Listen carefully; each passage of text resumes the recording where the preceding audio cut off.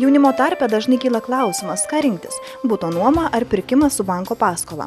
Todėl IAT pasidomėjo savo darbuotojų, kas naudingiau.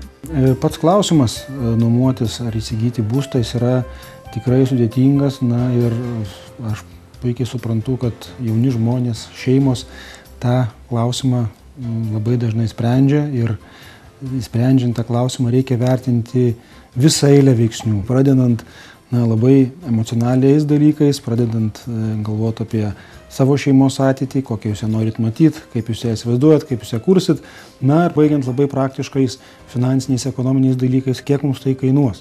Jaunai šeimai arba asmeniui, svarstant apie nekilnojamo turto būsto įsigijimą, reikia galvoti ne tik apie tai, kad jis įsigyja stogą virš galvos, bet ir apie tai, kad nekilnojamas turtas, kurį jūs įsigijate, yra tam tikra investicija ir labai dažnai apie tai netgi nėra susimąstoma.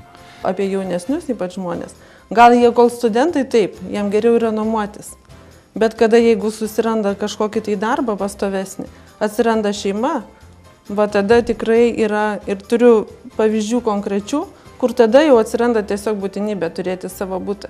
Jeigu jūs, imdamas paskolą, sumokate mažesnės palūkanas bankui, nei jūs mokėtumėte nuomos mokestį nuomotojui nekilnojamo turto, manyčiau, kad tokiu atveju tikrai reikėtų labai rimtai pasvarsyti, ar nevertėtų to nekilnojamo turto įsigyti. Pateisinčiau nuomą tik tai vienu atveju, jeigu tai yra tam tikri darbinės situacijos, jeigu tai yra trumpalaikis gyvenamos vietos pakeitimas, tai nuomą pateisinčiau, bet kaip gyvenimo būdą ir gyvenamą vietą nuolatinę aš nepateisinčiau. Skeptikam, kaip ir dideliem optimistam, aš turiu labai gerą paprastą pavyzdį. Konkrečiai šnekant apie Jungtines Amerikos valstijas, ten buvo darytas labai iškalbingas tyrimas. Nuo 1929 metų iki 2001 metų vidutiniškai nekilnojamo turto vertė auga apie 6%.